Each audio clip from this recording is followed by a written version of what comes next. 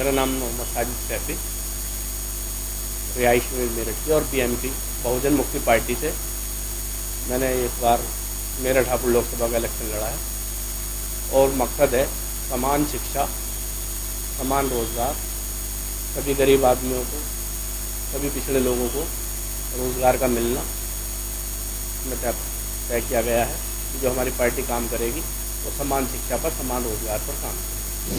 देखिए, इसके लिए तो बहुत एक छोटा सा प्लान है, इसके लिए कोई ज़्यादा ज़रूरत नहीं है। केवल देश में जितनी हमारी योजनाएं चल रही हैं उन योजनाओं के बारे में जानना और उनको लागू करा देना, इसमें सारी समस्याएं हल हो जाती हैं। तो तालीम की जितनी हालत सुधारने की बात है, सबसे ज़्यादा मेन बात जो आ जाती है वो जितनी भी योजनाएं आजकल आ रही हैं वो केवल कागज़ों में चल रही हैं। केवल कागज़ों को बाहर निकाल कर उन योजनाओं को लाना है और जिससे आम पब्लिक तक उसका फ़ायदा पहुंच सके। जो आम पब्लिक तक इसका फ़ायदा नहीं हो रहा, केवल कागज़ों के अंदर ही रहकर पूरी हो जाती है। देखिए, बिजली की सबसे पहली बात अगर आती है तो हर बार इसमें थोड़ा सा कंज्यूमर की भी थोड़ी गलती होती है। कंज्यूमर अपना जो इसका पे लोड है उसके बारे में वो पूरा नहीं बता पाता, उसके बारे में वो जानकारी नहीं दे पाता, जिससे इलेक्ट्रिसिटी डिपार्टमेंट उसकी पूर्ति नहीं कर पाते हैं।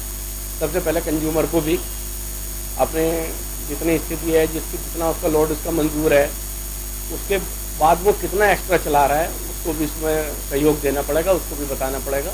क्योंकि रोज़ एक नए गैजेट्स आ रहे हैं, रोज़ इंस्ट्रूमेंट्स आ रहे हैं, घर में बढ़ाते हैं 1 किलो वाट है और घर में 5-5, 6-6 किलो वाट लाइट जल रही है। तो जब तक इसका वो सही स्थिति नहीं बता पाएंगे तो इसलिए बिजली का उत्पादन नहीं किया जा सकता।